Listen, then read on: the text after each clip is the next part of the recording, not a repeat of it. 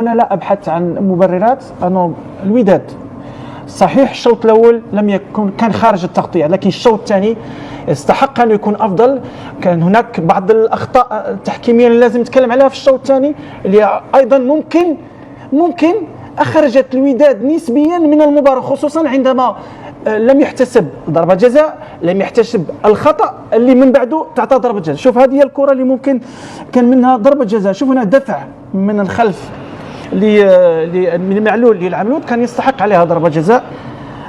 شوف هنا الارتقاء الأول، ثم هي دي مش فاول يا عزيز؟ لا هو واحد بينط على الكرة، واحد بينط على الكرة، كوع في دماغ معلول. لا هو لا انا بقول لك كوع في دماغ معلول. وين معلول مش من البداية بس معلول مش طالع للكرة وائل. من البداية يا عزيز، من البداية كوع في دماغ معلول. ولو الزقة دي في ضربة جزاء يبقى الكرة اللي في الشوط الأول تبقى محضر واسم لا قضية في الشرطة يعني. شو هذه ضربة جزاء. فيها الكرة الثانية فيها خطأ واضح. شوف دفع من وراء واضح. اللاعب لاعب الكوره يا عزيز. يعني الحاجات دي يعني مش دي اللي تتحسب ضربه جزاء. لا بس انا بقول لك لعيب كوره وانا لعيب كوره وحاتم لعيب كوره. في كوره خطأ واضح للوداد ما تتحسب للوداد. بعد ذلك هدف ثاني للاهلي. مترجد رايح بالكره، هذه فاول. هذا فاول على الاول، هذا فاول يستحق عليه كارت اصفر. ولو اخذ كارت اصفر مروان عطيه ما يلعبش مباراه الاياب. اذا هنا وائل بامكانك تتفاعل مع الكابتن عزيز. ما انا بتفاعل مع الكابتن. لا هذه كارت اصفر. لو ياخذ كارت اصفر ما يلعبش مباراه الاياب. مروان عطيه ما يلعبش مباراه الاياب. المهم هذا اقل. شوف انا ممكن اقول انا مش مؤثر على المباراه، انا بتكلم كثير على الاخطاء اللي مؤثره على المباراه. ضربه جزاء والخطا على مترجي اللي لازم يتصفر عليه. هذا من وجه رايي وائل. ممكن اتكلم انا؟ تفضل. لا بس اجيب اللقطه بتاع الكره لا الكره بتاع الفاول. شوف وائل يعني هي فيها فاول. لا فيها فاول يعني. انا مش مختلف معاك يا عزيز، انا مش مختلف معاك. يعني يبقى القرار بعدين. وانا لما اتكلمت على الحكم، يا عزيز قلت الحكم مهزوز لان دي قرارات بتاثر في سير المباراه. هنا هذا فاول صح ولا صح؟ الحكم لم يعلن على الفاول وسوء تقدير. بس اولا يا بس حاتم انا معاك ان هي فاول. بعد الفاول لازم نبقى مركزين صح ولا لا؟ انا مش بتكلم. انا هقول لك، بس انا بعلق على الكلمه اللي انت قلتها. هنا لو دي فاول، اللاعب الخطوتين ثلاثه اللي خدهم بعد الكوره هم اللي ادوا الايحاء للحكم الكوره دي. خلينا انا مش بتكلم في هذه النقطه، انا معايا ولا انا اتكلم على اخطاء الوداد. الاعاده البطيئه، بس يجيب الاعاده الوداد. هنا نتكلم على كره بدايه من حارس المرمى. تمام. احنا لا نتكلم على كره لعبت كونتر اتاك من الفاول، احتج الوداد لعبت كونتر اتاك. احنا نتكلم على فاول. هي دي بدايه اللعبه يا مهند. اللقطه دي ده اخر لاعب فعلا في يعني في الهاندبول. الهاندبول ده اخر لاعب فعلا عطيه يعني الله هنا. يعني هنا هل تستحق كارت احمر او لا؟ لان هو اخر لاعب. هذا سؤال. يعيد اللقطه دي تاني بقى من اولها. انا ما شفتهاش غير دلوقتي اهو. ده هو اخر واحد في الملعب يا مهند، لابد كارت احمر.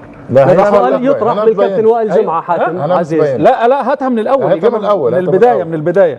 لا مش دي، قبل كمان لازم الحاله تعطينا اللي هي اللقطه الاوسع اللي بتبين دي. هنا كارت احمر لان هو اخر واحد. بص هنا كل اللعيبه قدام، هو اخر واحد هو عطيته الله. بص اخر لاعب في الملعب.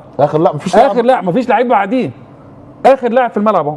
عد لعيبه الوداد اللي هنا هتلاقيهم 10 لعيبه. وائل اوكي معاك انا. لا احنا لازم انا بحسبها واحده بواحده يا عزيز. واحده بواحده. لكن هذه كارت احمر، والثانيه ضربه جزاء، والثالثه فاول. يعني اللي واضح مش حكذا اللي واضح.